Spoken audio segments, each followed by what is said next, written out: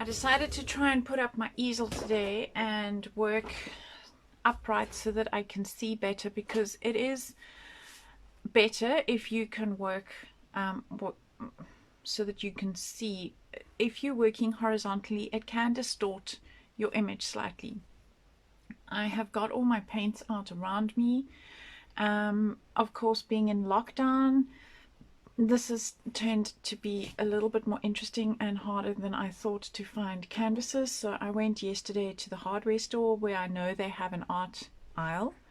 Well, let me tell you, that art aisle is empty. There is about 6 tubes of paint left, 1 box of golden acrylic inks, absolutely no canvases, no craft stuff whatsoever. So I think that except for maybe about 5 or 6 really strange color pieces of felt, nothing. There's nothing there. It's like the art locusts have been through in a plague.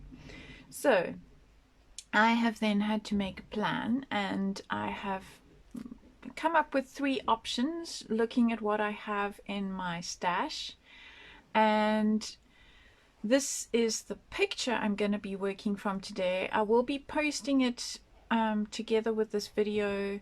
I will put a link in this video, and I have worked out when I put things on YouTube how to add a PDF into the description. So this photo will be in the description of my YouTube channel when I eventually upload this. So I have found in my stash acrylic pad, and it's actually paper with a kind of a linen feel to it, so that it gives the impression of being a real canvas. And so this is the back is smooth and the front is got this linen press. So they press this into the paper when they manufacture the paper.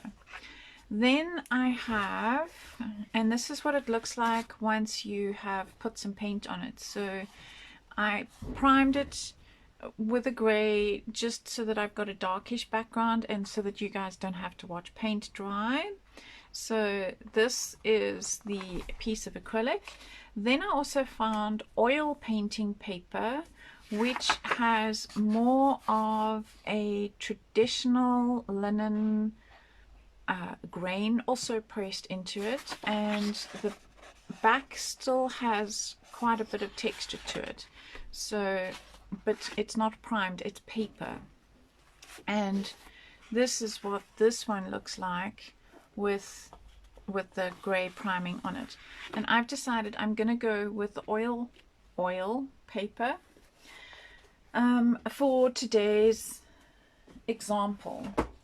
And the other option that I came up with as a crafter, I have in my stash this, and I'm trying to see if it is shining or not so you guys can read it. It's Claudine Helmuth's sticky back canvas, and she used to be a designer for Ranger. And this is, I don't know how old this stuff is. It's basically raw canvas. It's not primed, so it's porous. And the thing with this stuff, as I discovered, as most fabric shrinks when it's wet, this also shrunk when it was wet. So I was just making do, and I primed it with some canvas primer, and this is the size of my picture frame. So what I have decided to do, these frames, don't know if you can see it, it's just a standard, I think almost A4. Let's see, what's A4? That's standard A4. It's a standard A4 frame that I bought a set, I think they came in packs of 3 at Pick n Pay back in South Africa. Pick n Pay is a grocery store, and I've decided that I'm going to, because I can't get actual canvases, I'm going to frame it. And this is the piece of cardboard that came out of that frame. So I originally cut that piece of canvas to fit this, and when I primed it, interestingly enough, to bottom, but it shrunk from side to side because it was originally the same size as this. So I've decided I'm not going to work on this, but times being what they are, use what you have. You could even prime a piece of cardboard, you know, it doesn't have to be anything fancy. Olga, my friend Olga Hellwein here in Berlin, threw a challenge out to me, and I'm always up to rise to a challenge.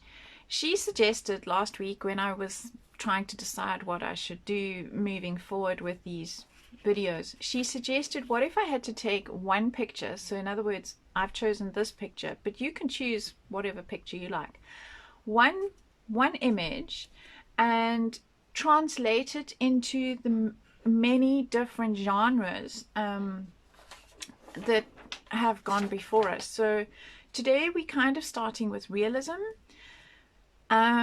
Photography was an influence in realism, and so prior to realism there were only really portrait painters and mystical painters. So in other words, paintings were of important people and kind of paintings of the Bible and that kind of thing with the subject matter. Then photography came along, and the idea to capture the more mundane, the more normal, the peasant life, and so on. So this isn't perhaps typical of a subject matter, except it's the more mundane, it's the more normal. It's a vase of flowers. This was taken at my brother-in-law's farm, where my sister-in-law Michelle set up this beautiful little arrangement of flowers cut from her garden in our room, where we stayed in a little cottage at the back of their house on the farm when we used to go and visit. And so it's beautiful, quaint. It's a little jug in a bowl, vase, all matching with the white ceramic and the blue pattern. And I know that this wall was white and the table was marble white, with the gray fleck in it, but the way the sun came in and so on, it has changed the way the picture looks.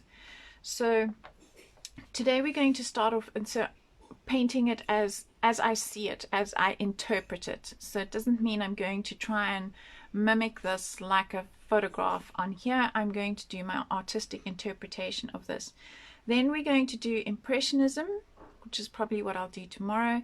I don't know, I might change these around on different days. So next week, Thursday and Friday, will also be art days. So there's Post-Impressionism, which is Van Gogh style, Cubism, which is Picasso, Surrealism. I'm not so sure if I'm going to go that route. I might put a candle in here and sort of, yeah. So Surrealism still a question mark on my list. Then we've got Abstract Expressionism, which was Jackson Pollock and Kandinsky. That's also a questionable item on my list. Pop art, Andy Warhol. So imagine this like a comic strip kind of look. And then Art Nouveau, which is Klimt. Klimt, who did The Kiss and has all that gold and swirly twirlies in the background. So my idea is to take this one same photograph and change it up into those different styles over the next few weeks. So my intention is to do a painting a day. Might not work, we'll see. Remember, I'm just human and can only work at one pace. And so my idea is to do a painting a day, each one in a different style, just as a point of information, inspiration, a challenge to rise to. Yeah, so you can either use, as I said, my photograph or choose your own. And I've forgotten to bring my camera in again. I'm a specialist, what can I say? Okay, so how am I going to tackle this? Well, this is going to be interesting because I've never worked with this at an angle before. I'm going to set out my colors, and looking at this as a composition, it's a rather lovely composition to start with. There's your focal point, which is your vase of flowers. It's in the sun, it's front and center, and then you've got your vase and your candlestick, which is further back.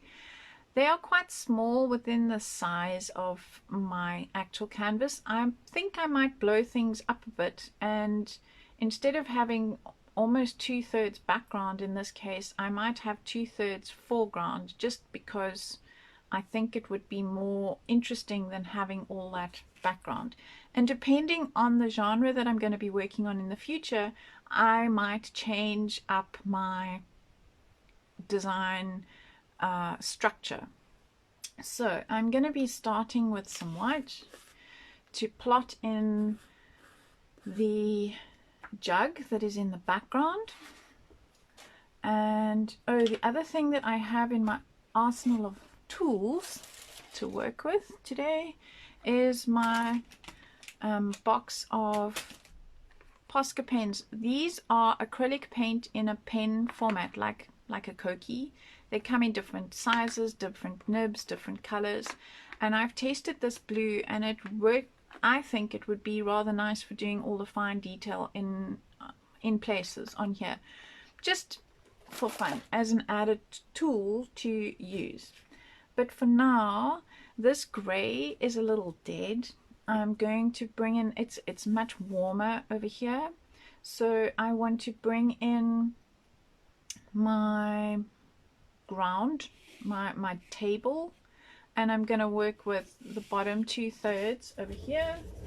And I think I need some beige in my background. So this was dark chocolate brownie bites. I reuse and recycle all sorts of different jars, and as you can see, I've plopped some other color in there. That was a surprise. I wasn't expecting that today, but I'll work around that. I'm just looking for a brush. Okay, so I'm gonna take some of this beigey color, and I'm going to leave the background kind of dark, and I'm going to put in my table line over here, and let's just do that. And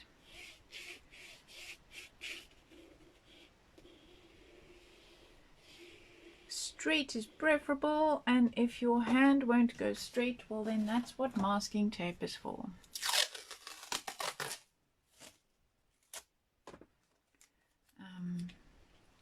Pop that on there. Let's see if this works on paper. I've only ever done this on canvas. Nothing like learning live. I keep saying that. Okay, perfect.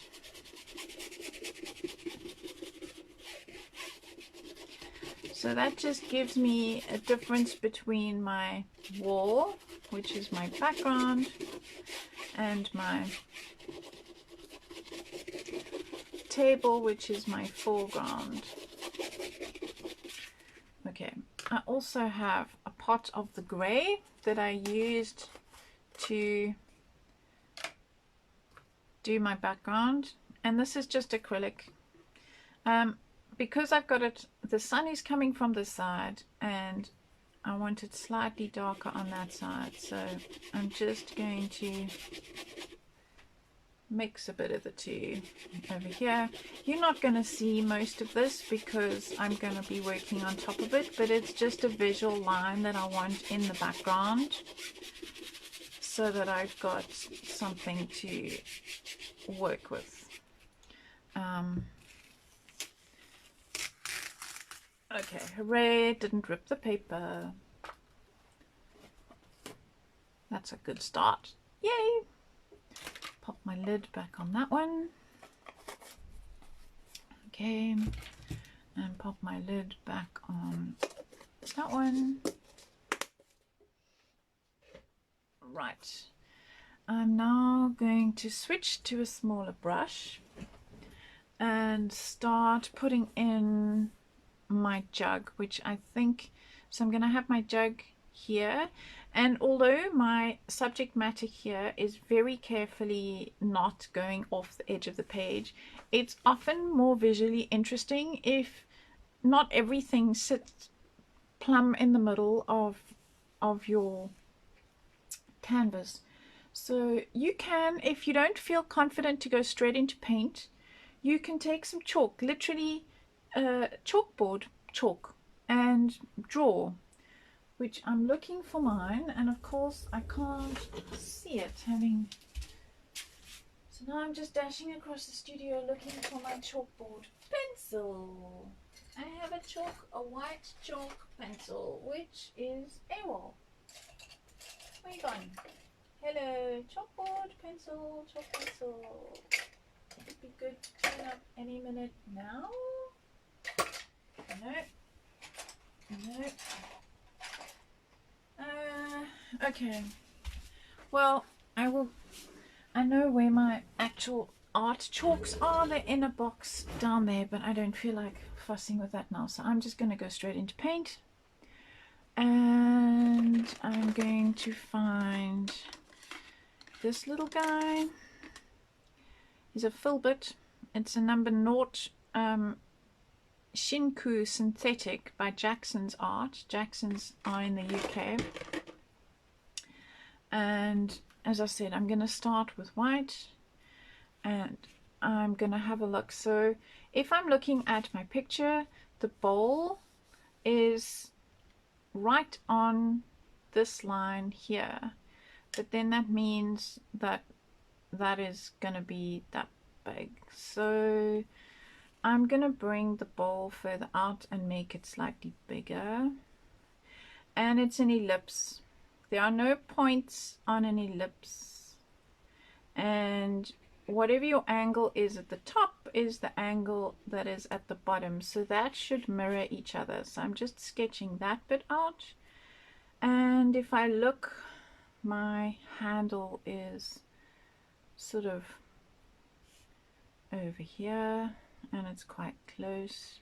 And it's there.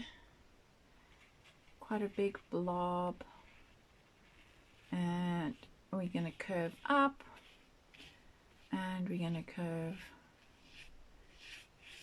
in like that. And there's another nice big blob over there. So I'm really just sketching this in at this stage and building my picture. Okay, so that's the curve of that. Then we have coming off here, and just below it is where the jug actually pours, and then here is where that bit comes down and around, and there's the lip, and then it comes in and out again. Okay, so I'm kind of happy with that as basic. And I've got my pink flower is kind of gonna be here. I've got a lovely white rose is gonna be over there. I've got another pink flower that's happening over here. I've got so just below this lip, which is, I don't know if you can see it, is going to be my vase. And so I've got that coming here. So there's still a whole lot more flower and things going on over here. And I'm going to have the lip of my vase. I'm actually going to bring it, I think I'm going to bring it up. So I'm going to have the lip of my vase over here. And it's a little hourglass shaped vase. So it goes in and it goes out. And I'm just going to slide that up a little bit so that I can see. And it goes in and it goes out. And that's about the same distance, maybe slightly bigger. Okay, yeah, I think I'm gonna do that. Then in the background over here, sort of at about where the vase tummy is, where its waistline is gonna be the candlestick. And again, it's got a curve of a base stands about there.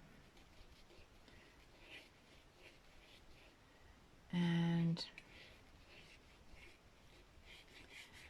it is up to about just above where my flowers are.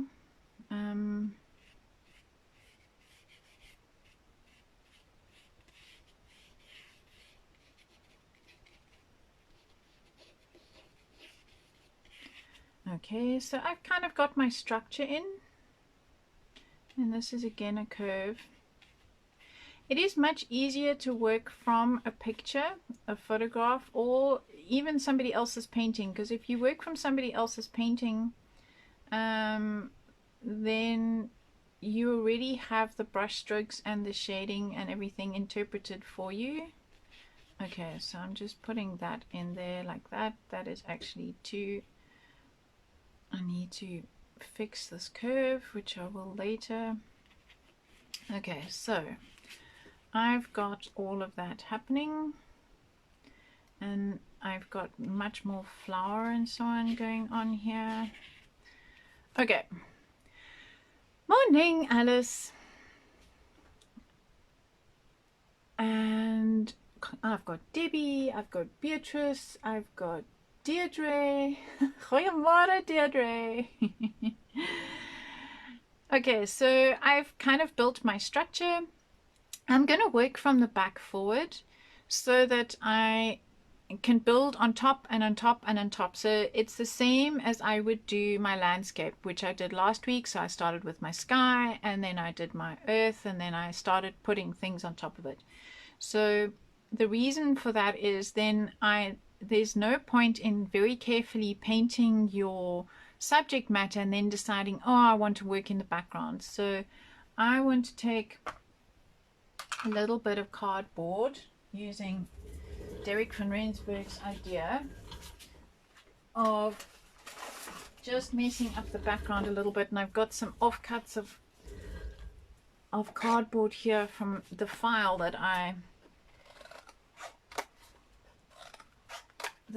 did during the week, and I'm going to mix up some color over here. I'm going to use some of the grays. I'm just using my craft sheet, which is basically a baking sheet actually, from the baking tin. If you are in South Africa, the baking tin is where I get this lovely big craft sheet. You're supposed to put it on your baking tray and bake on it, but I prefer to use it as my art sheet. I'm putting a little bit of brown here because I want to warm up this gray because the light and so on. So what I'm trying to do now is I'm trying to recreate the plasterwork, the rough plasterwork in the background, and I'm just popping some of the color on there, and I'm going to drag it across my canvas and see what happens. In fact, I'm going to start, because I think I've got quite a lot of brown on that corner. I'm going to start from my edge of my table line, and I'm going to just work it up and see what happens. I quite like that. And there's the same sort of coloring happening in behind my flower.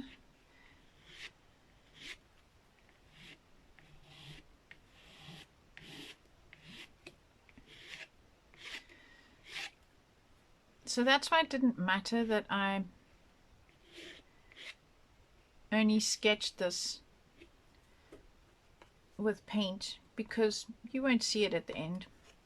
And I definitely have a lot of dark going on there, but I don't really want to go black, and I want it warmer than navy blue. Navy blue is quite cold, so I'm going to bring this up here, and I'm just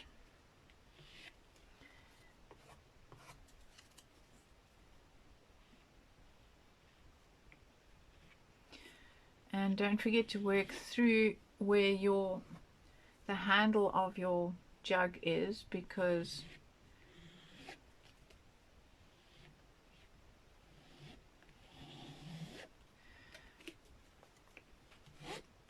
you would see through that. It's a bit like when I've seen my students painting portraits and the person has glasses on. They tend to forget that the skin color is inside the person's face also. Right, I need a little bit more gray. Hello, Anya. Have you got the whole day? You said on a message earlier you've got a couple of days off. Are you working on the long weekend? I can't get my head around the fact that it's Easter. So I've just got grey on here. I'm bringing some grey back. I can't get my head around the fact that it's Easter. I have bought my son Easter eggs, and yes, he's 15 and he still likes to do the Easter egg hunt because, well, why not? My son is a good sport. So I'm going to leave it lighter on the side because my highlight is coming from the side. Yeah, so I have bought some Easter eggs, but that's about as far as I've got with the whole Easter thought. And you know what's really weird here, and I just realized it the other day, I thought something's missing. You know, you're sitting, I can hear the birds singing and so on. One of the things that I loved when I moved to Berlin is the fact that the churches ring their bells all the time. There's a call to the service at 12 o'clock every day, but in the morning their church is ringing their bells. They're not ringing their bells because of course they can't call their people to the service, and it's just so weird. I'm really missing the sound of the bells. Okay, so I think I want a little bit of a light gray over here, so I'm going to use my sucker stick and just grab some paint out. Rather than get my dirty brush in my white, and I'm going to mix my gray and my brown that's on my piece of cardboard, and I'm just going to put some highlights and things over here in my background. So this is my version of realism. It's how I would paint this picture, so that's my starting point for today. And then as the weeks progress, I will work the same picture in different styles, which I think is quite fun. It's rather a nice challenge. That is too pale there. I need my brown back because I need my white of my jug to stand out. Okay, so I think I've got enough texture and things going on in my background, and I've got it from light to dark. We'll see how that dries. I might be able to add something in later. I'm just going to clean this up, pop it in my palette over there. Okay, so now back to putting my jug in. So I'm going to build my jug from the top down, and the handle's completely gone, but that's fine. I know it's here somewhere. We'll find it again. So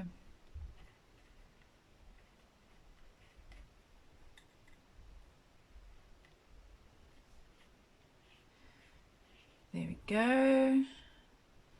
There's the nice curve. And the base of it, so I had my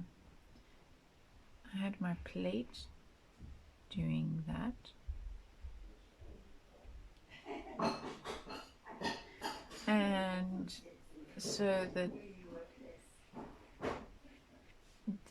ball, this bottom ball over here, and then it touches the jug, and then it goes swing. Okay, so let's get the swing in.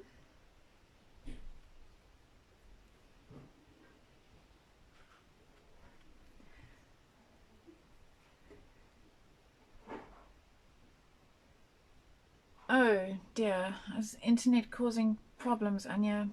Yes, I think with everybody doing live streams, and like my husband is working from home. Okay, his job is IT. I think the bandwidth is just causing trouble in a lot of places, and Facebook seems to be having issues, and it also depends. So I've done the latest installation on my phone, and after I do my Facebook lives, I have such hassles when I try and reply to comments and things. It just chucks me out all the time. And I'm participating in this the next Saturday hop on YouTube, and I know that the one file was edited and then Facebook just deleted it. We were like, where did that go?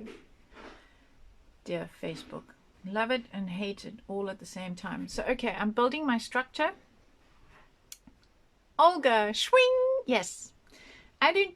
So there's no happy little trees or happy little clouds. There's a handle that's going swing. Welcome to Belinda-isms. And I've got it slightly fatter than it is in real life, but hey, my interpretation. If I was trying to do this as a proper drawing exercise, I would adjust that because it's close in. But this isn't a drawing exercise, this is for fun and interpretation. So now I'm busy putting in the inside of the jug. And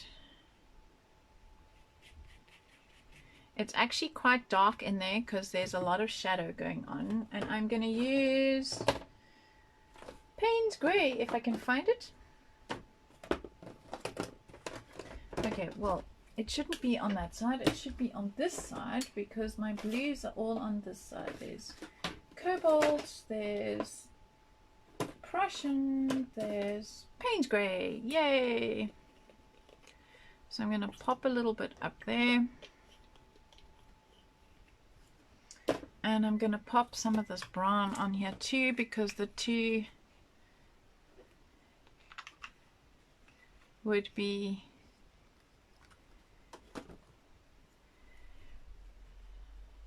good together, because I don't want it as cold as the Payne's Grey, but I don't want it as brown as the brown in the background. I need it a bit deeper than that. So I'm going to just create this depth, and there's still a whole lot of white on my brush.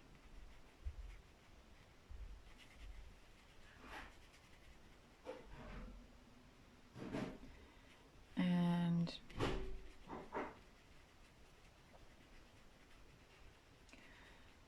there we go.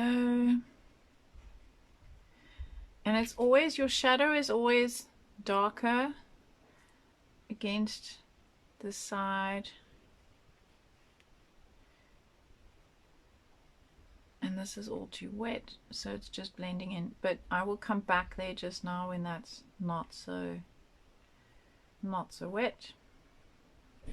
And also can use your fingers if you want to blend things.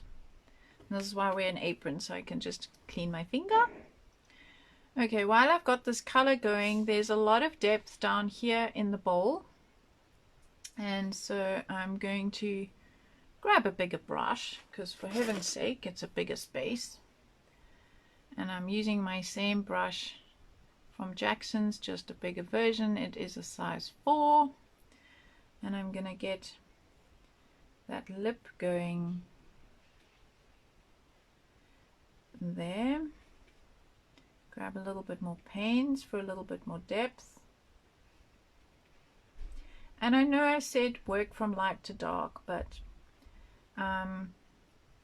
sometimes you need to build your shadows first so that you can build on top of them. And I'm going to actually make this background here a whole lot darker, because now I want to pop my... And remembering that this is going to be cropped here, so in fact you're not even going to see this, because that's going to disappear into the frame.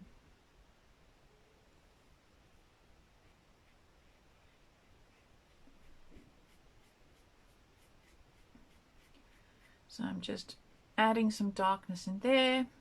Now I'm going to come back with what little is on my brush and help create the depth of this dish. Okay, I think I'm going to just leave that to dry. What you will find with acrylic is if you fiddle too much, you start to take off what you've just put on. So, and I want to create some depth over here as well with this mix that I've got going.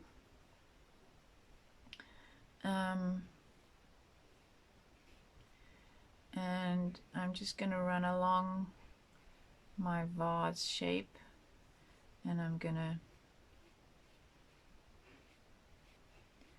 drag it across. So remember in the first lesson I said use the brush towards the front of the brush, towards the line you want nice and neat, because that you can control.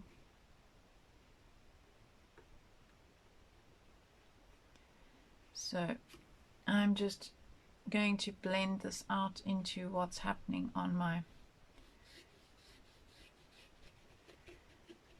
base over here.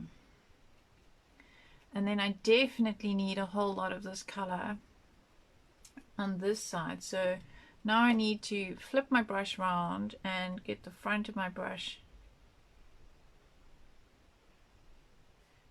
on this side, and then I can drag it away.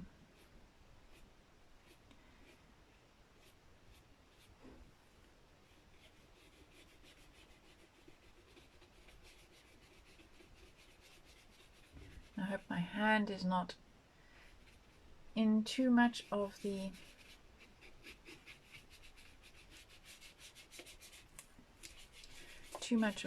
screen. Okay, so now we've got that going on there.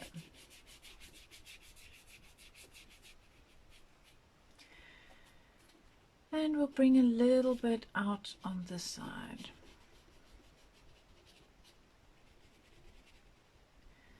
Okay, now that that is dried, I'm going to bring back some more depth up here.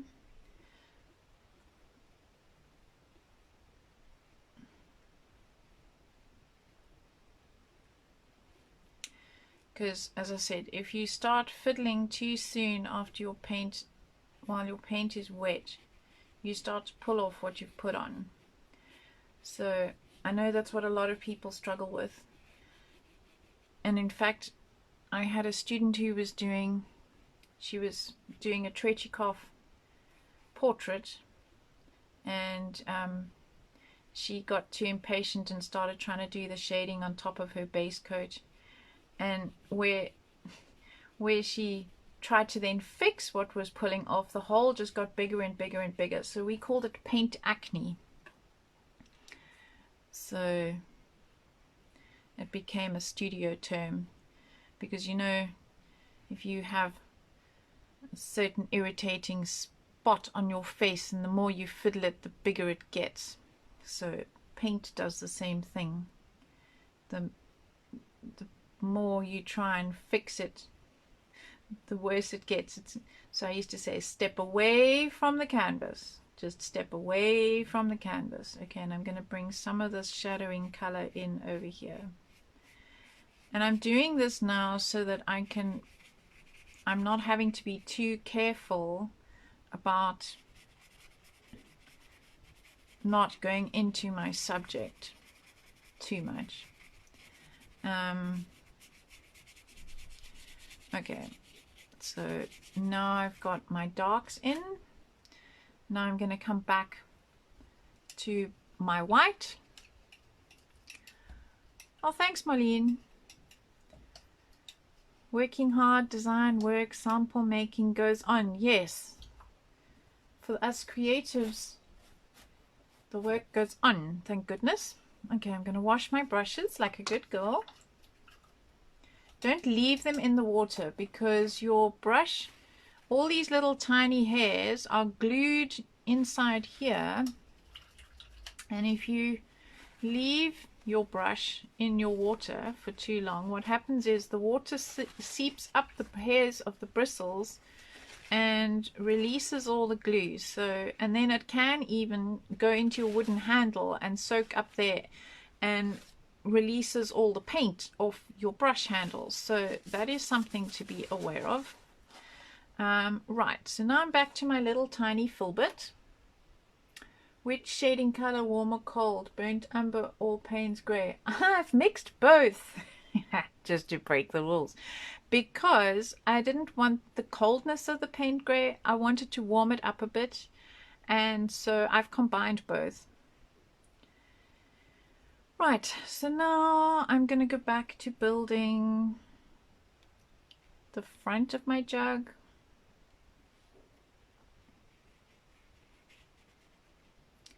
Where the light is hitting it over there.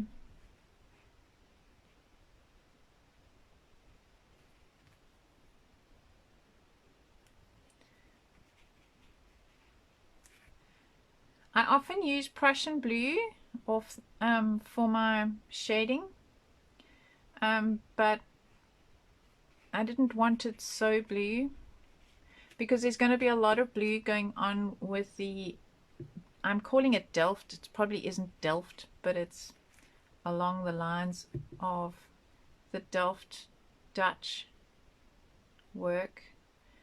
And now I'm going to bring, so this is the lip of my jug, and I'm going to bring it back and down here.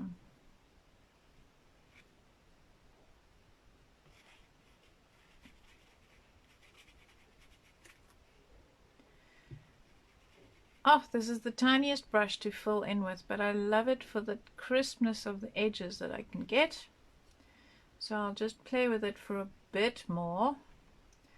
Okay, so now I have, so there's a funny thing happening in this picture because there's the shaft of sunlight that's coming in. It's obviously hitting something that we can not see outside of the image, and it's bouncing some light back. So there's actually a shadow of the handle back on the jug, which I'm kind of going to ignore, because this is where things get complicated.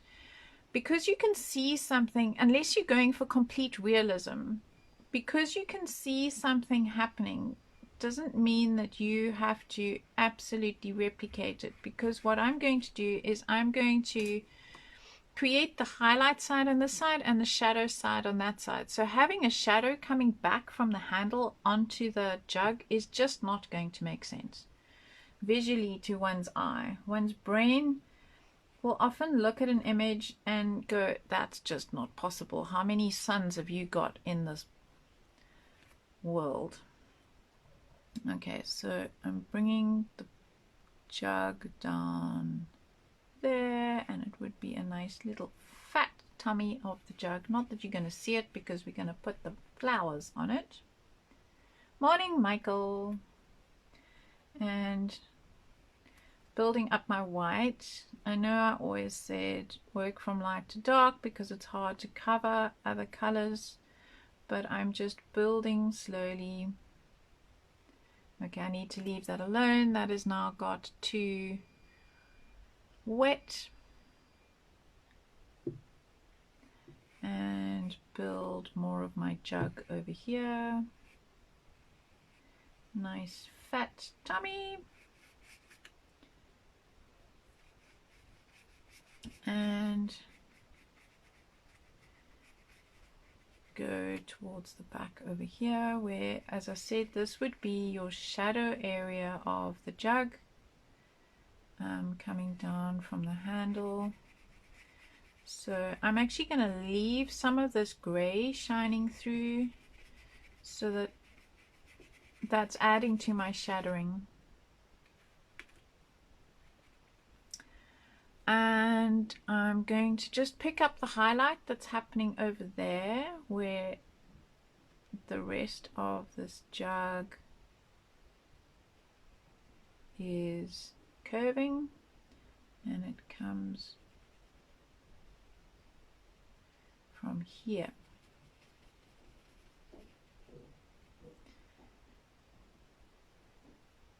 Okay, this is dry enough.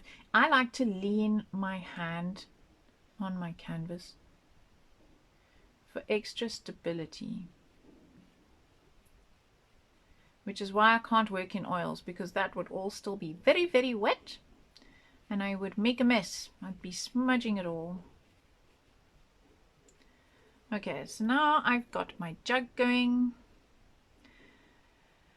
I'm going to start working in the handle because now this is dry. How do I know it's dry? I just touched it. I didn't go rub, rub, rub. I can see that that is still shiny. The paint that I'm working with, this particular brand, is a South African brand of paint, which is made by Dala. Not to be confused by Dala Rani, Dala. And it dries flat and matte. So how do I know my paint is dry? Well, because it's matte. It's gone dull. And now I'm picking up the highlight in my handle and trying to keep with the line I made earlier with the swing. And the handle has dimension, so I'm going to bring this highlight along, and then it actually comes to the bottom, so it comes to the inside of the handle,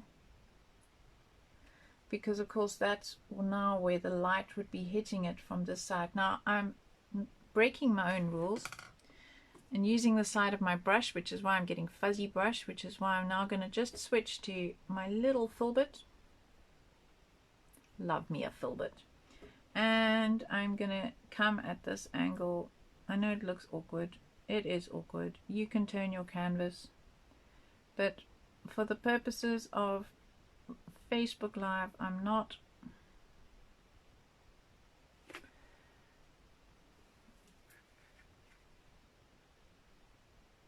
tidy that up.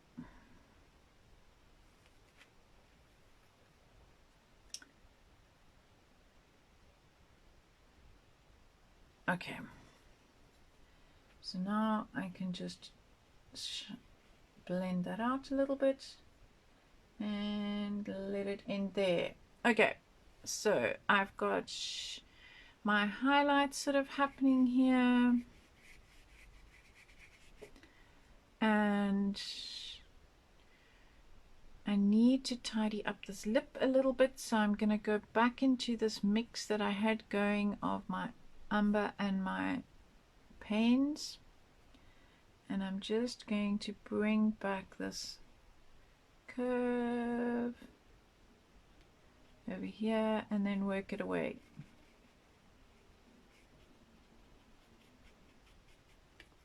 Right, now I'm quite happy with that. Now I need to come and play where I need to perhaps work on this guy, because my flowers and so on have to happen on top of everything. So my flowers I'm going to do last, and I'm just going to get rid of what's on my brush.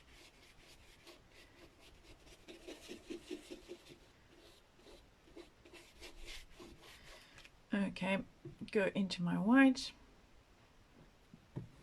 Now I'm going to build, so I'm just going to build my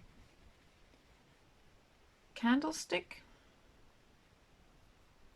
and there's a very definite little ledge over there and a ledge over there, and coming with the front of my brush,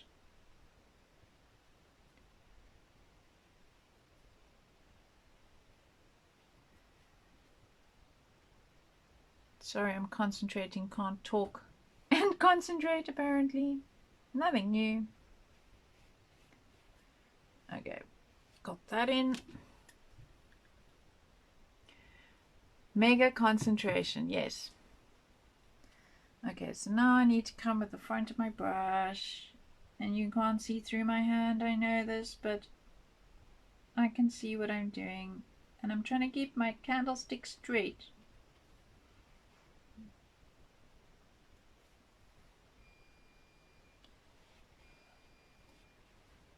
Okay, just hang on a sec. I'm just going to go and turn my tumble dryer off. It's squeaking at me. Chat amongst yourselves.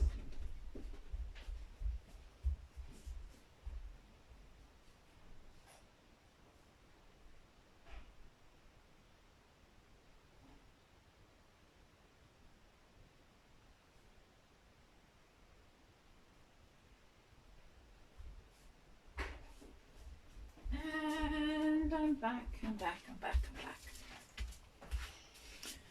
Okay, where was I? Are you working flat or at an angle? I'm working at an angle. Sorry, so you guys are getting a slightly distorted view because I'm working on an easel so that I can see what I'm doing, because otherwise you would have my head in camera all the time. So I am working on an easel.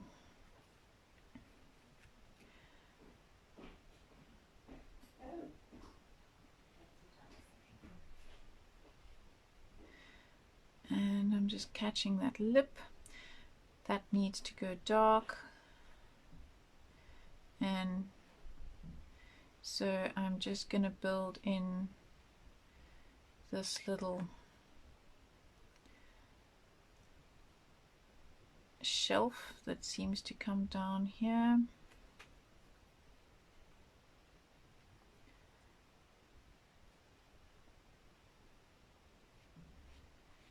Okay, so I'm now happy with that. I need to build what is going on at the bottom here. So there's a curved foot kind of doing that, and then I can't see what's going on behind this flower, so I'm just going to kind of build it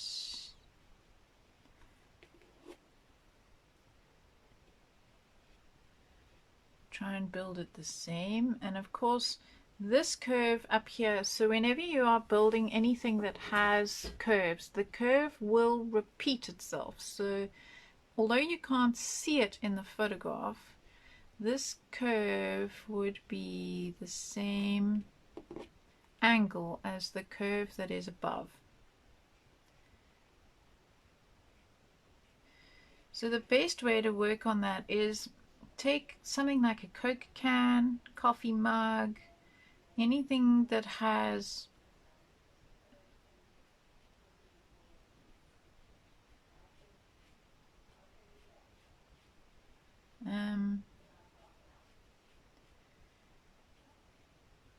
so that curve, so this curve would marry this curve,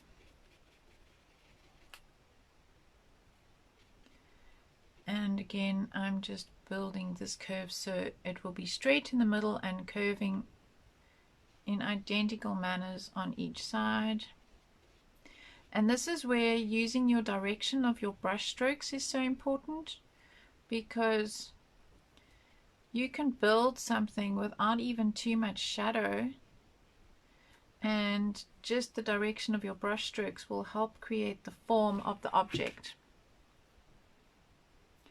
Well, how's my weather? The weather is absolutely gorgeous. Spring has sprung. So last week we had snow. Who knew? We had no snow in winter, but we had snow in spring. And so yes, I was posting snow pictures last week. And this week we have got an average of 23 degrees. And it's gorgeous. And yes. So a complete contrast. The evenings are still chilly, so the night temperatures sometimes go down to 3 or 4 still, but yeah, it's quite amazing. Okay, so I've built that little guy, and it has a central point over here, but first I want to go back. And I just want to build the shadows in before I build on top of it. Hey Nat. Sorry, I didn't even see who'd asked the question.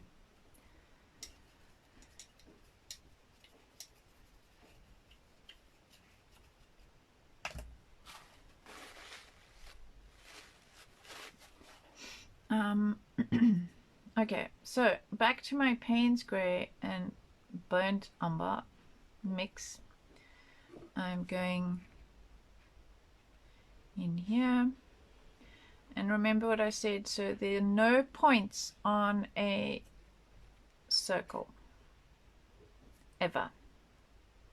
It's very tempting to want to put a point onto that area there on each side.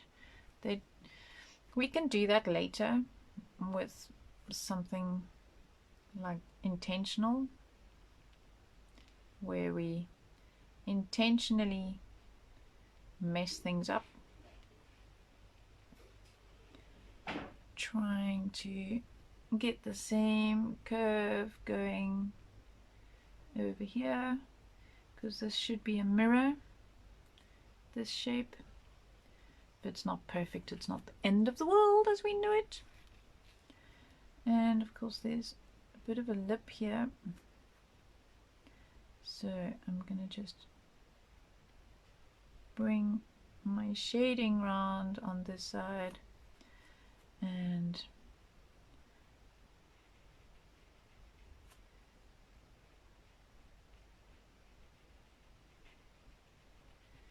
okay, so now I've got that going. Now I can come back and put in, so I'm going to put my shadow in again over here at the top of this guy. They're all guys. I don't know why they're all guys. They're not girls, but they're guys. And I'm going to come back with my white. Hi, Venu.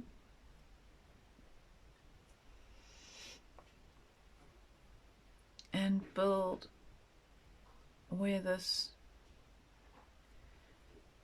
candle would be going in. Perfect. And I think I'm even going to leave some of this grey from my background. It's not in the middle. How annoying. I have to take it out.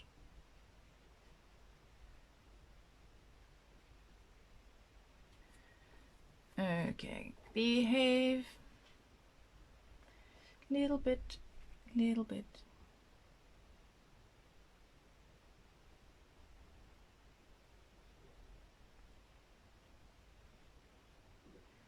So it shouldn't be that light on that side, but inside over here is where the light is catching it, because the light is coming from that side, but I need to create some dark on the outside. So I'm going to switch brushes and just build that edge.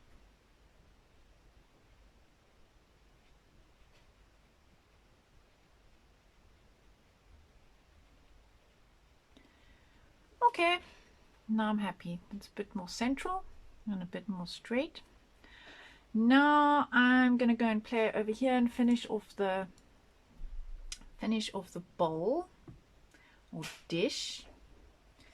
And there's a lovely white edge, and I'm using the front of my brush again towards the line. I want to get nice and neat.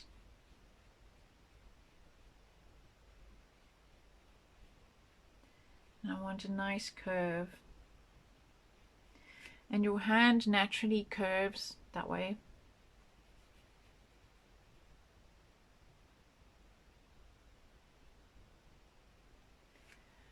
There we go.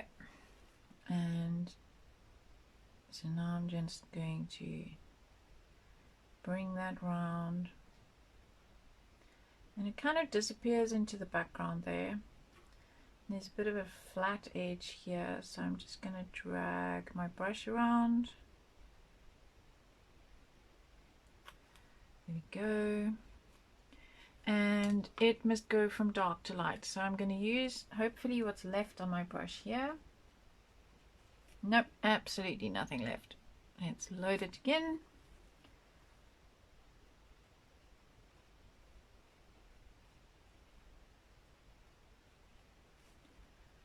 Right.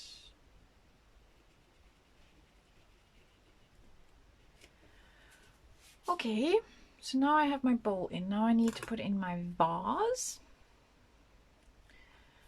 English is such a funny language, because if you spell vase, V-A-S-E, technically the E should make the A a hard sound, so it should be a vase.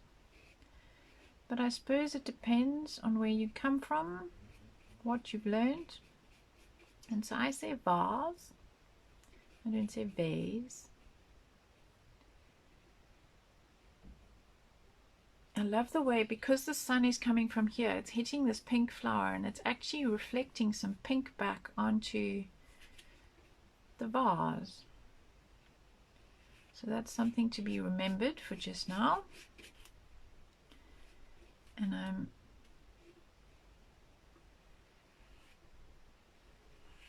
just creating.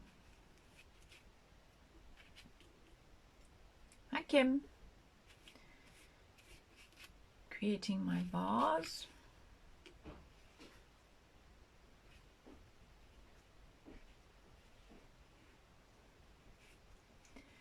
And I'm not putting too much detail on the side. I'm letting my gray priming show through. And here where the sun is really catching it, I'm going to go quite nice and white. But of course, as I put my brush down in the middle of where my paint is so wet, it's pulling it off again. Welcome to Paint Acne.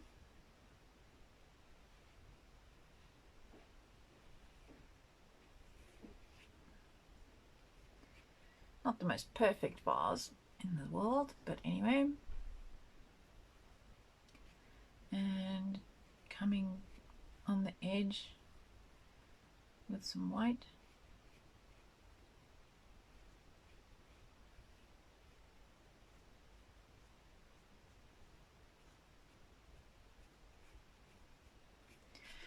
So down the middle my lines would be straight, and then on the outsides they're going to curve. Okay, I'm going to grab a little bit of the umber because I want it warm in the shadows on the side of my vessel.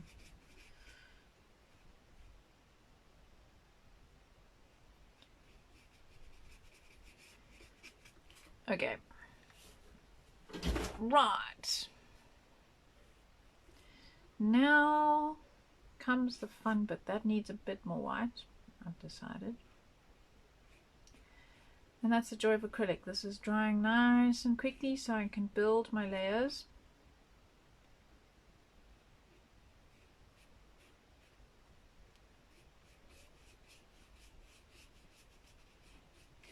I remember when one of my students was doing a white rose, she did this massive, it was 1 meter by 1 meter big or even bigger rose. And of course, there are a lot of shadows in white. And you can see here, I mean, this wall was white, the table was white, the vase is white with the flowers, a white jug, white bowl, white candlestick with blue on it. And it's amazing how, depending on the lighting, how white isn't white. The only real sort of very white bit is this bit over here. So I'm going to try and build a little bit more white over here. Okay, I have to leave that alone. And okay, this could still go a little grayer. That is coming forward too much. So something that is white will always come towards you. So the brighter white you use, the closer it jumps forward. So I need to dull this down, because if I'm looking at my painting at the moment, my white there, my white there, my white here, and this, they're all sitting on the same plane. So I need to knock this back slightly.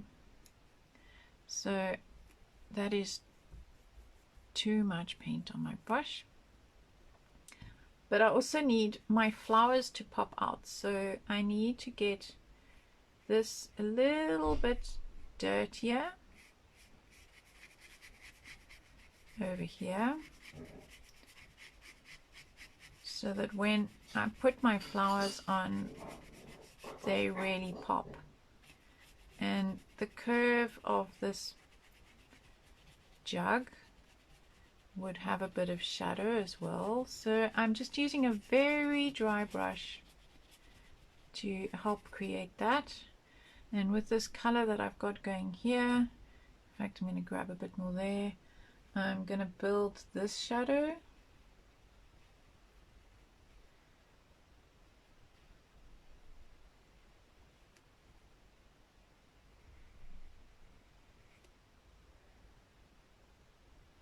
And on the edge of this,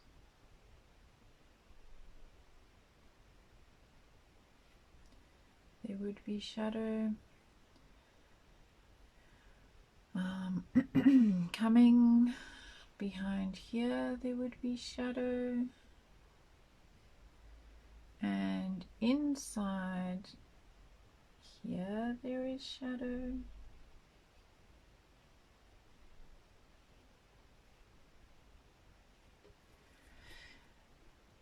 And I need to push this back, so I'm going to shadow this a whole lot more because it's jumping forward too much. It's just there in the background, so it needs to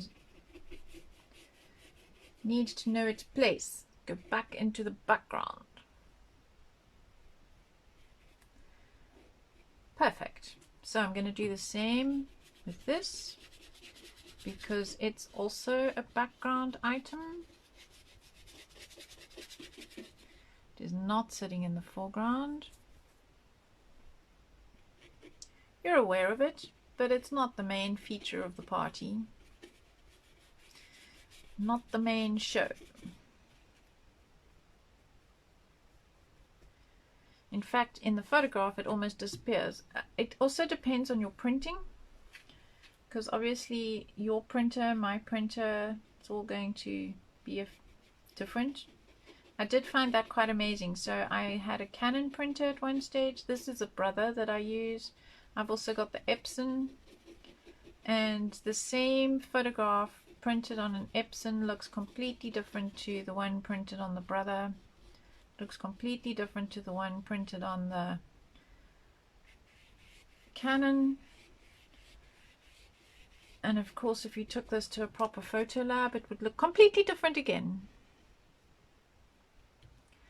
I'm going to also just push this shadow back.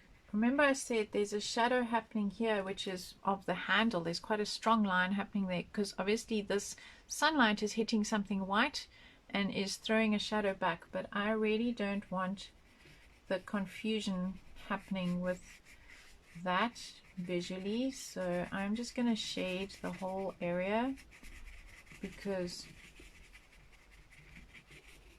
that works better.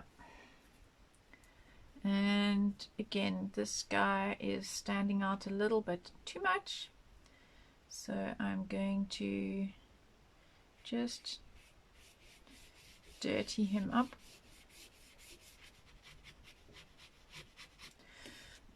And there's more shadow happening over here. Okay, I'm quite happy with that. Now let's do the fun bit. Let's get these flowers in. Okay, wash brush. Olga, you'll be happy to know that I have no clock. I have no idea how long I've been busy. Just check that this guy is properly clean. Okay, so now I'm going to go into lovely pinks and things. So I'm going to use my deep red, which has quite an orange base to it. And I'm going to use a little bit of the deep rose, which has a very blue base to it. I'm going to put a little bit of deep yellow, which is quite warm. Kind of, I don't want a lot. And okay, I probably want some of my thick paints out.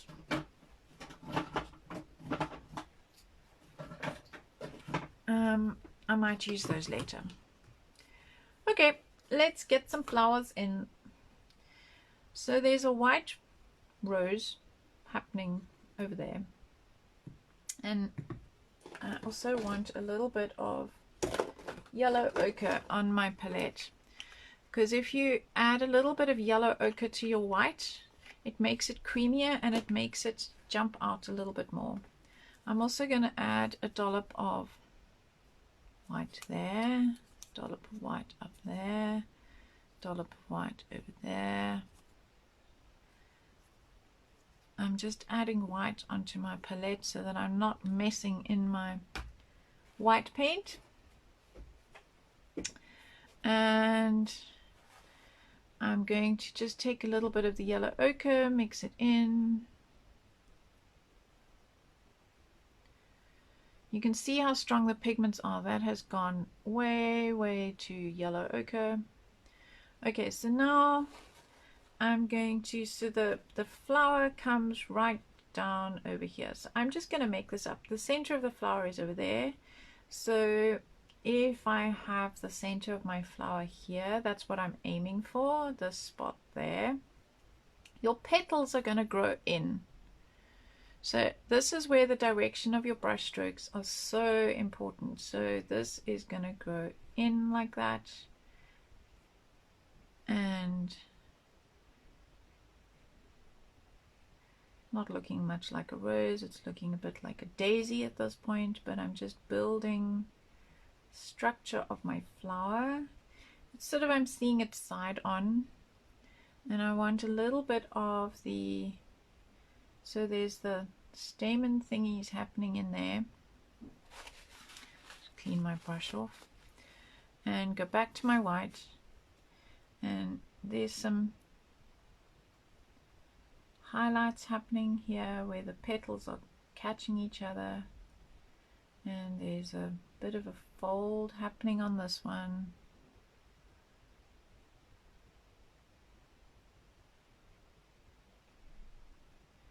And I'm using the shadow, I'm not putting in shadows, I'm leaving sort of the canvas color. There's a petal doing that, and there's a big petal here.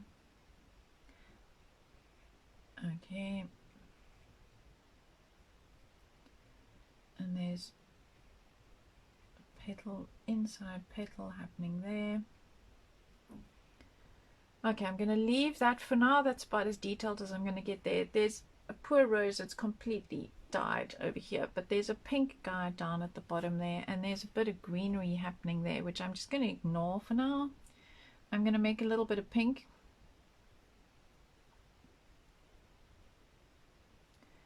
And this is a cooler pink. I want the cooler pink in the, well, I've used the warmer. I want a little bit of the cooler cerulean, not cerulean, talking rose madder, talking absolute nonsense. And I'm going to just kind of intimate add some flower petals down here. Got too much paint up my brush.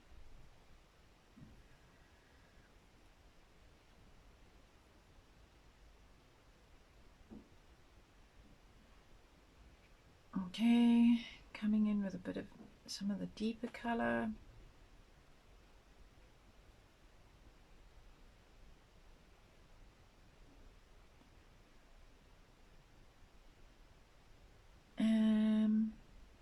Yeah, I want this cooler because I want it in the background. I'm going to have this guy kind of hot color over here, hot and warm. And there's some pink petal going on here. Okay, and I'm going to repeat, there's some petal happening at the back there. I'm going to repeat the same color while I've got it on my brush, because it's obviously fallen down at the back. And I've got the same color going over here, and it's coming right in front of this.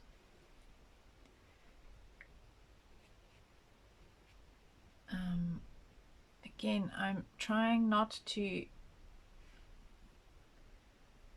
cover all my background, using it as my shadows. Okay, so again, I'm building from the back forward. So I'm building the guys that are at the back. Guys, they're all guys. Even the flowers are guys. Happy little flowers. That needs to be warmer, so I'm just going to add a little bit of the golden yellow into it. Nope, that's too golden. But I quite like it, so I'll put it there. It is on the sunny side after all.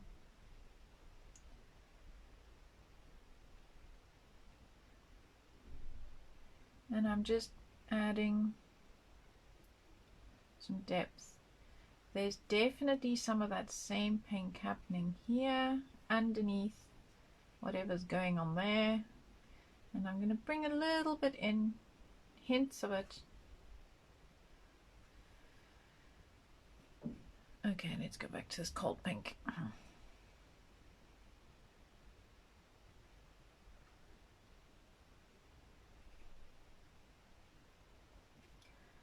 Okay, now I need this guy up here. No, because the red is underneath. Okay, but I want to put him in so that I have some structure. What have I got on my brush? Let's just see. Okay, so I've got some of this warmer pink. I need a bit more of the white in my paint so that it stands out against this background. And bring this color down here. Okay, so there's my pink guy in. And I quite like this color, so I'm going to bring it back over here. Okay, and there is definitely some shadow inside my vase, which I have not put in. So I should have put that in a while ago. Ah, I knew that would happen. I knew I would get my arm in the paint. Okay, so let's just put this shadow in.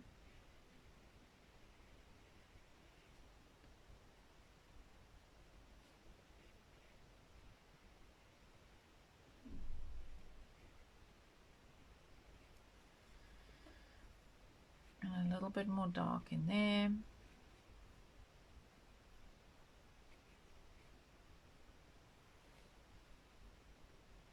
Okay. Now, the leaves are on top of everything, so I'm going to start building this guy. There's still some white that needs to happen here, but that's out of the way. I want to get my focal point in, so I'm going to mix some of this red with a little bit of the yellow to make it more orangey. I wanted a nice, yeah, it's going quite salmony. Okay, now I'm coming in, so there's a petal there, there. This guy's really falling apart, and his big petals are there. Lots of deeper shadow on the side, and here and under there, and it's sort of falling there. I want some deeper red, bring some deeper red in there. This petal is kind of got some shadow in it, so I'm gonna bring it in there.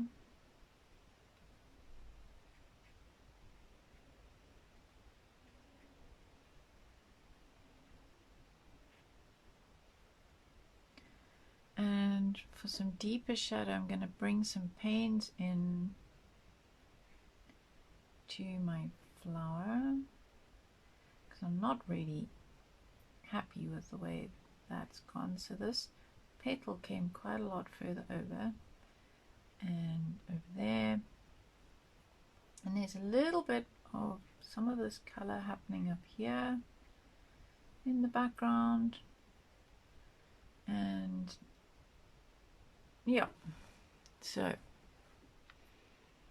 I'm quite happy with that.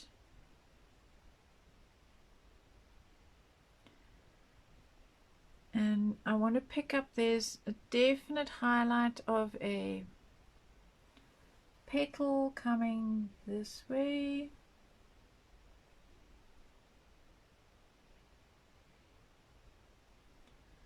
And okay, now I'm going to clean my brush. I've got too many colors going on. There we go. And bring some of these highlights in now.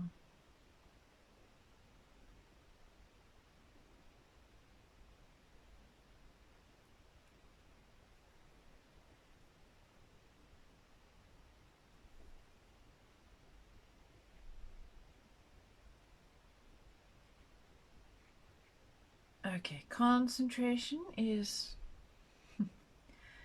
means I'm struggling to explain and do at the same time.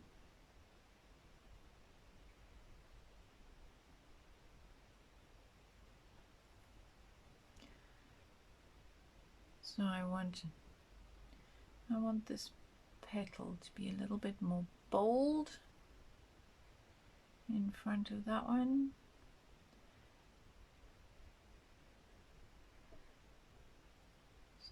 Doing some silly things. Okay. Right.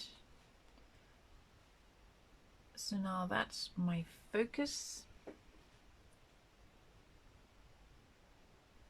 And this actually is a little darker. Ah.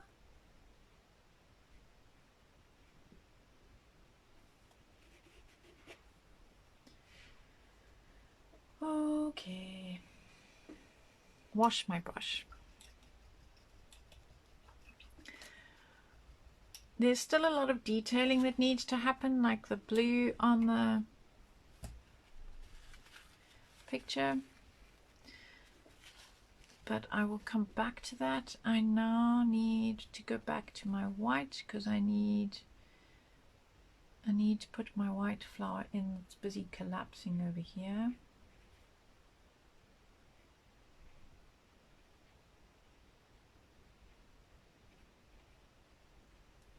And it's got that warm tone because the sun is hitting it. So I'm actually going to bring in some yellow.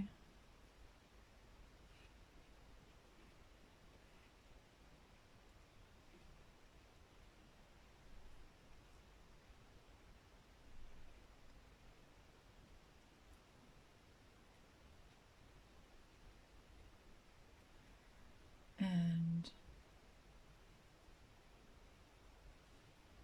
what else do we need? A bigger petal here maybe. But I'm not sure what's happening there. Needs a bigger petal.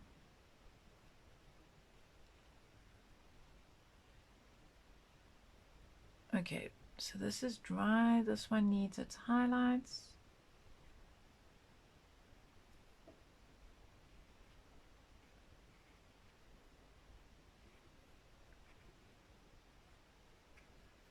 And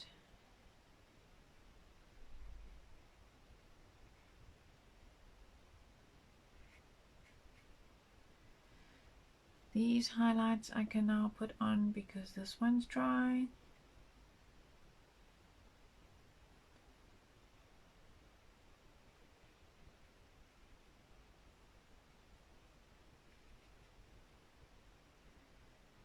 And there's a turnover over there, and I need a little bit more detailing there. And there's definitely some stronger white petal happening there. Now I'm going to bring in some of the green. I'm going to use the sap green.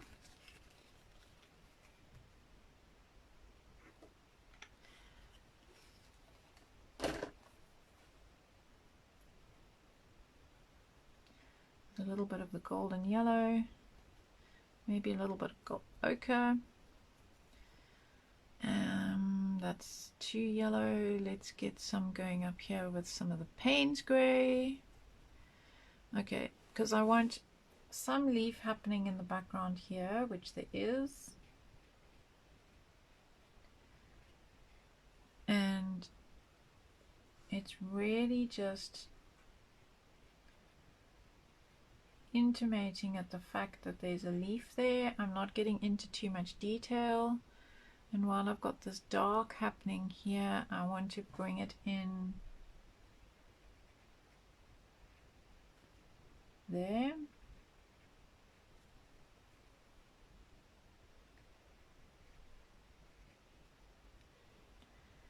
And I'm going to use my brush to try and create the feeling of a leaf shape there.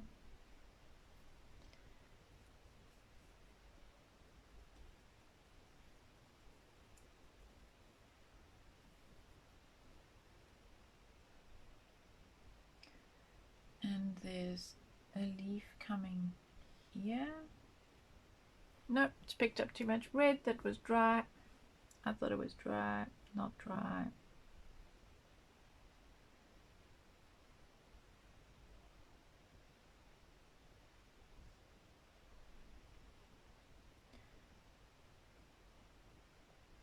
Okay, I'll come back and fiddle here just now.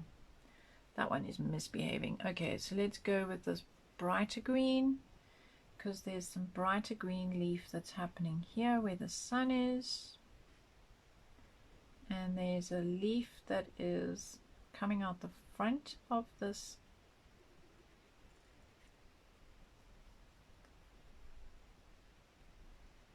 vase.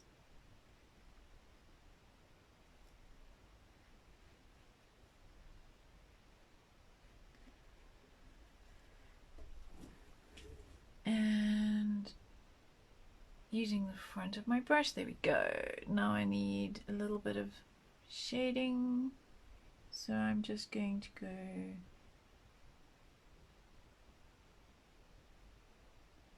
from there.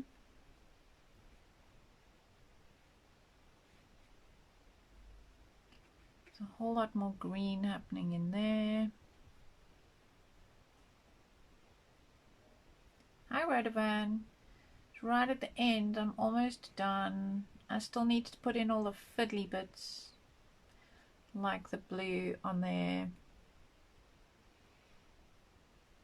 But I'm just playing with getting some of the greenery in. And there's a little bit of yellow ochre in these leaves over here. And I'm going to see if this is dry. Yep. Okay, this has got a whole lot more highlight on it, so I'm going to, because it's catching the sunshine.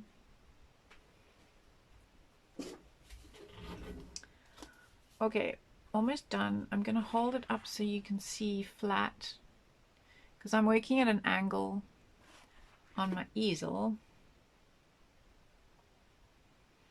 There's a bit of green over there. In fact, that leaf's even painting facing backwards. It's obviously had fallen off. Nope, I don't like that. Don't like that at all. Sorry, wet rag, take it away. Delete button. Water for acrylics.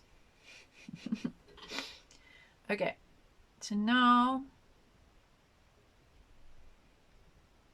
I'm pretty much finished with my flower.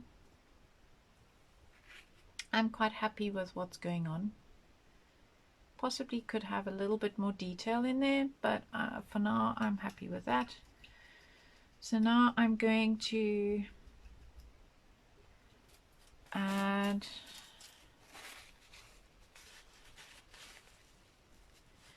I need to add all this blue intimation. I'm going to use Prussian blue.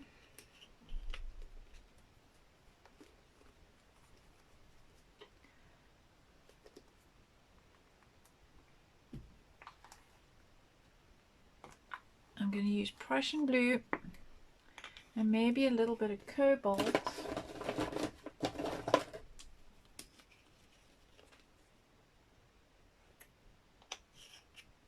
Okay.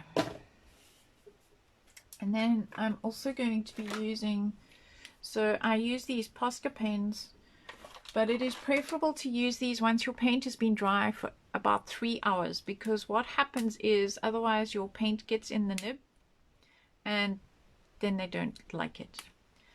But I'm going to see what happens. This has been dry for a while. I'm going to move that out the way because I'm guaranteed to get my hand in it.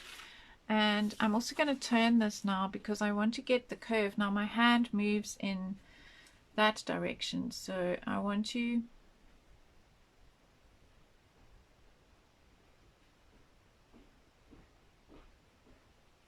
do that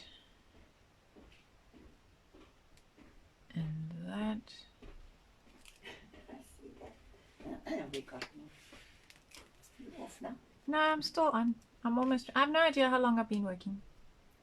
I'm almost finished. I'm just doing a couple of the details because I didn't bring a clock. It's been on for an hour and a half. Oh, it's only an hour and a half. Oh, okay, thank you. This is a bit bright, this blue. But it'll give my hand guidelines. Okay, there we go. Yeah, this blue is too bright. So back to my palette and my blue, and I'm gonna put these 3 little dots. Now I can't lean my hand on my painting because it's still wet, so I'm just gonna lean it on my hand. There's 3 little dots of blue on, and I'm not doing a very good job. Possibly I need a round brush. Okay, let's just see if a round tipped brush would give me a better little dots. Happy little dots. No. Okay. Let's just load it properly. Maybe it'll behave. There we go, that's better. And there's a dot over here. And a dot. And there's some dots over here. 1, 2, 3, 4, 5. And then, I'm mixing some of my cobalt with my Prussian. There's a nice big swirly blue thing that needs to go up the swing. So we're gonna load my brush and we're gonna go swing. Didn't swing enough. Oh, this brush is not happy. Not a happy little brush. It's not a Bob Ross brush. And there's a blue swing over here. No, don't like that brush. Back to this brush. Brushes make a big difference. I know they say a bad workman blames their tools, but in this case your brush is everything, because it's an extension of your hand, and if it's not behaving, well then it's no good at all. And that's got to fade out. And then it comes down. Now I'm able to rest my hand here. It comes down the jug, disappears into the blue there, into the background, and then pops up again up this rim over here. And I'm gonna turn it just because I can. Technically I want the front of my brush towards that line because it needs to be perfect, and it needs to fade out round about there. And to make the flower pop, again, there's some of this patterning that's happening down here.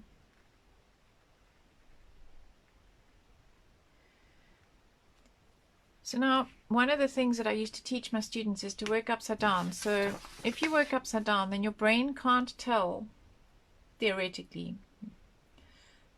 your left side of your brain can't tell what the shape is, and so it stops talking to you and naming things and allows you to concentrate just on the form and the shape of the object.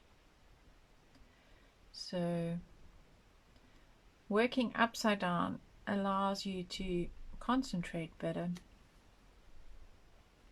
And while I've got it upside down, I'm going to do this line and there, and put this line in,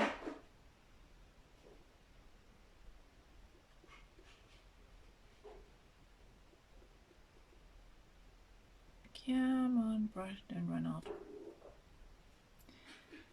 and there's that angle.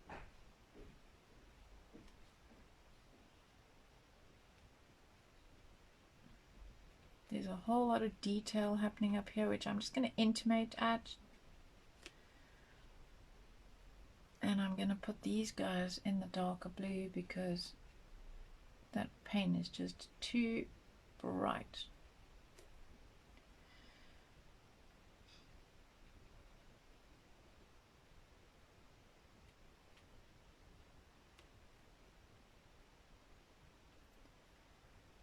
And what else do I need to do while I've got it upside down? I need to do this line over here, which is actually a bent curve. It comes from there and it goes round. It's quite nice and thick, and I'm getting my picture in my paint. Getting so carried away.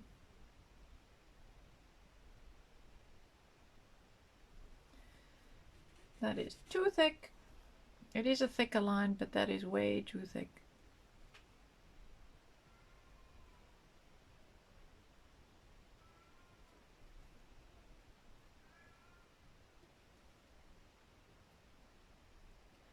I might have to come back and edit this.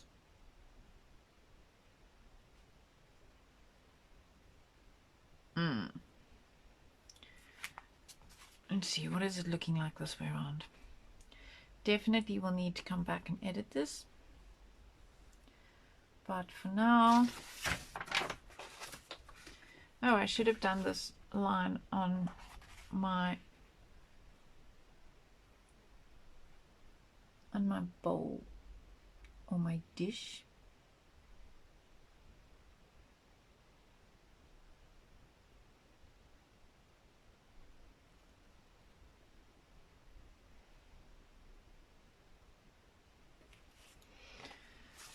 Okay, and there's definitely, so there's a thing that comes around here. Now I'm going to use my paintbrush to create little leaves.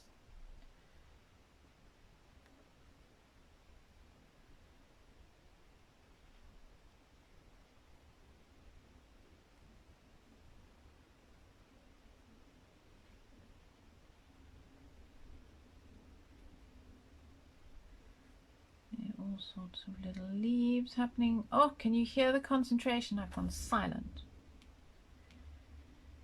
Always when I'm concentrating I go silent.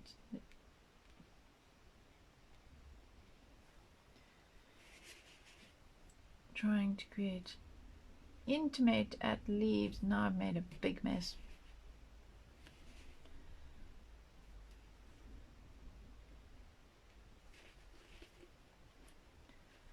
And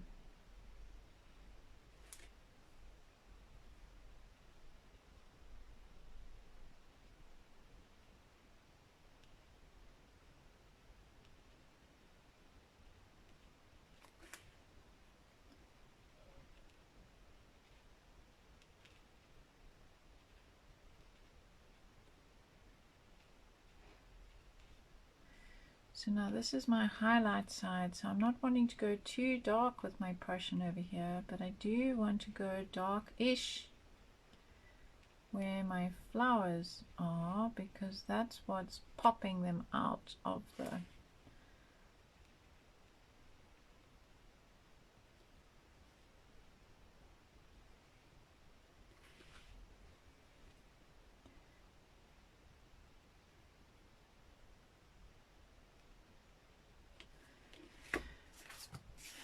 turn it upside down again, because apparently I'm happier making leaves going this way.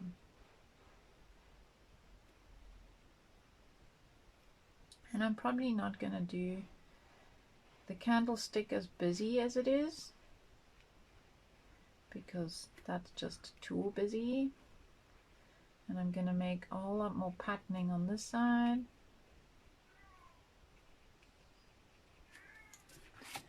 Okay. And then there's lots of little patterns on the vase. So let's just get this curve right.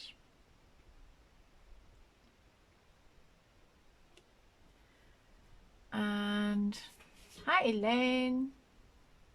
Hi Rhonda. Hi Sarah. Yeah, I'm going longer than normal. I'm almost finished. And I'm just putting in the details.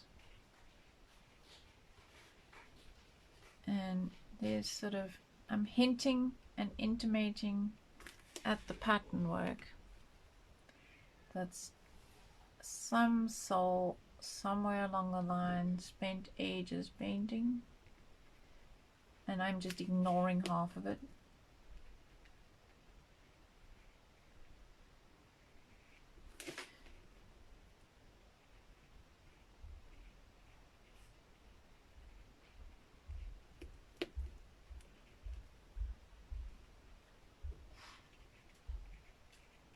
Hello. I'm still live. I'm almost finished. I thought it was Wednesday today. Don't worry, I thought it was Monday today because I technically had yesterday off. Yes. Great reset brain. It's Thursday. It's Thursday. It's still Thursday. That's my husband in the background. So where the highlight is on the vase, there's very little detail because the sun has sort of blown that out. In camera terms, we would call it a blowout. So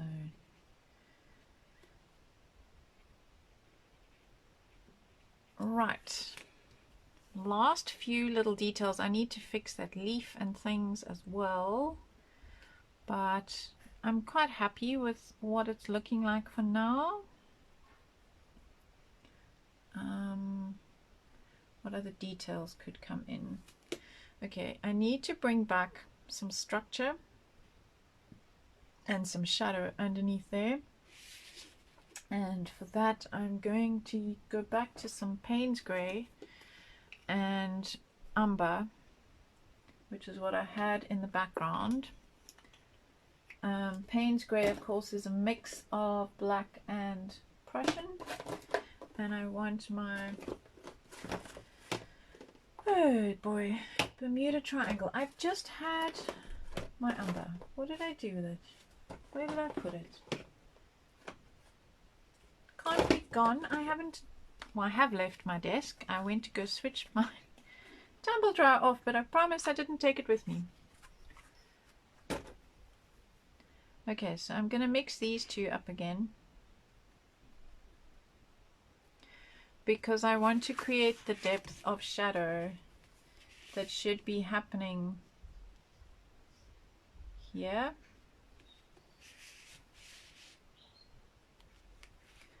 And behind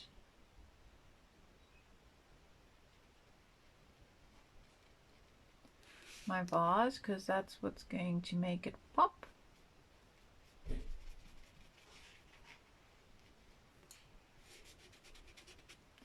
Nothing like a bit of finger painting. Oh my word, the drill is back.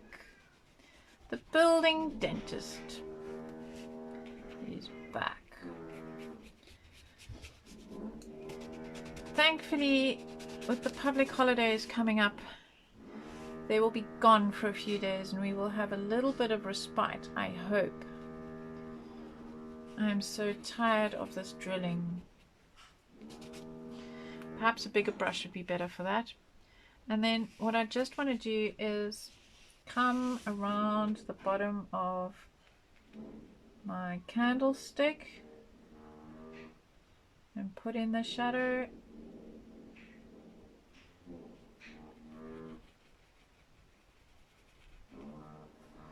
Shadows are what make everything. Don't be afraid of the dark. I used to tease my students and say I'd put a night light on their desk. I get it that the shadows are scary. Okay.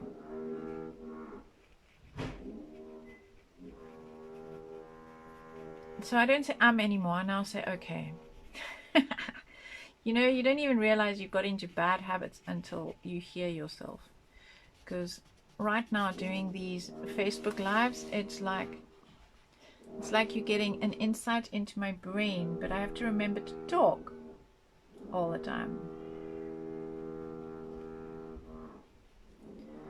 Okay, I'm using my smallest brush for a biggest area, which is a bit silly. Okay. I'm gonna call that done for now. I do need to just drag some sunshine.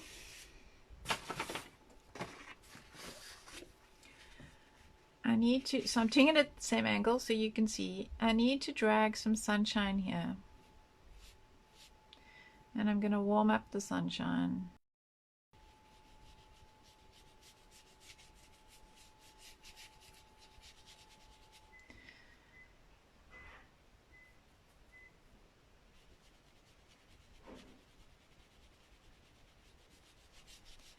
And I'm just gonna fade it out.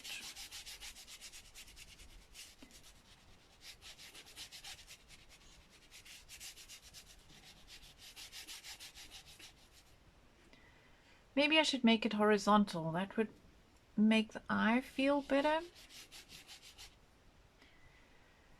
Because everything else is horizontal, so I'm gonna just bring the sunshine in.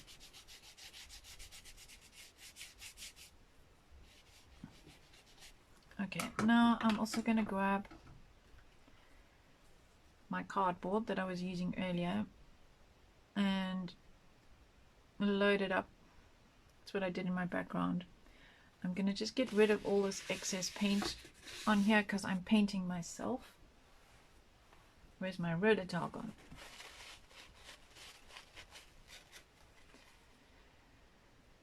And so I'm just putting in this little bit of sunshine, but I don't, come back.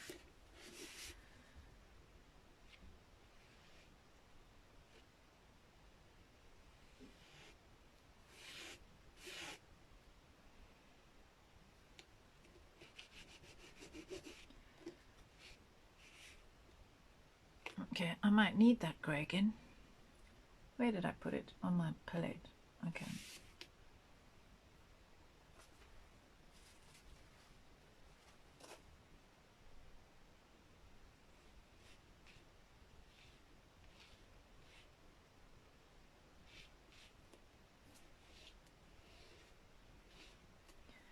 I'm just trying to mimic some of this texture that I've got going on in my background. So now I'm just going to grab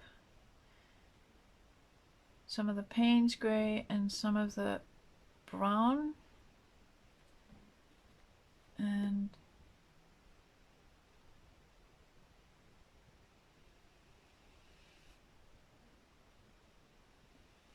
put in my shadows from the side. There we go. And I now need just a little bit of this shadowing.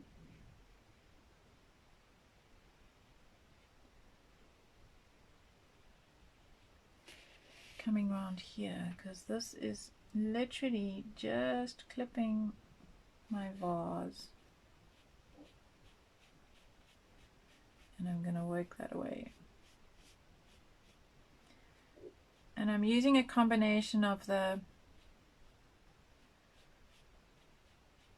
Payne's Grey and Raw Umber just so that it's a bit warmer.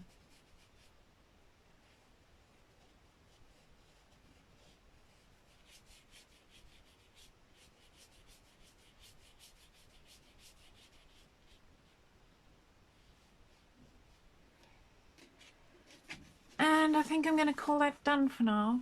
I will come back and put some highlights in. So there's some highlights on the vase, on there, on